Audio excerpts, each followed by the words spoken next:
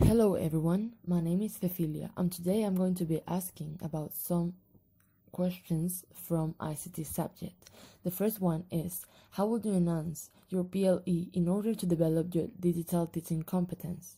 Well, a PLE is a personal learning environment. This is different depending on each person and allows us to continue growing both personally and professionally in a continuous way.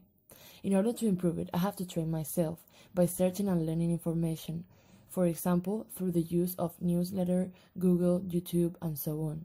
Also, it's important for me to modify the information and concepts that we acquire in order to share it, and this is why I think a good way to improve it is using Blogger, WordPress, or SlideShare. Finally, it's important for me to keep connected at all times with other people who can give me other knowledge through social networks such as Facebook, Twitter, or tools such as Skype.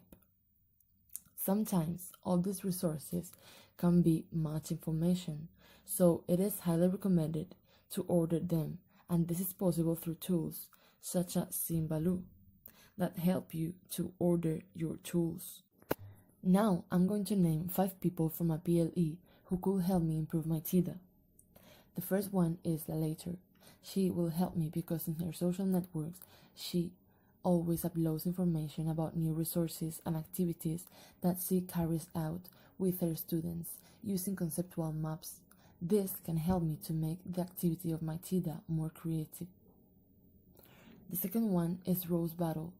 She has a very complete blog in which she talks about how to make a correct assessment to the students, among other things, which will help me to evaluate my students about TIDA. The third one is Gurka Garcia. Is a teacher who has a common blog with other teachers called Beneilu, in which he gives some keys to be able to create and maintain a blog properly with your students. So he will help me to do so. The fourth one is called Fabrizio Ferri Benedetti. Is a cognitive psychologist that I found in Twitter, but that has a blog in which he gives us 10 key points about how to do a good presentation. I found it interesting for me and for my students because they have to know how to do so to present one activity of the TIDA. The next one is Oscar Casado. He is a member of the group Actitudes, that is an interdisciplinary working group integrated by educational experts in educational innovation. So this will help me to relate the subjects of my TIDA. The third question is, what mark do you deserve and why? The mark that I think I deserve is maybe a 9.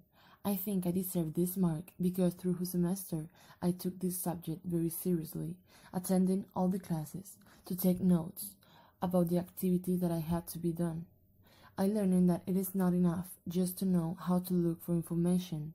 I also have to know how to analyze it, to compare it, and to evaluate myself.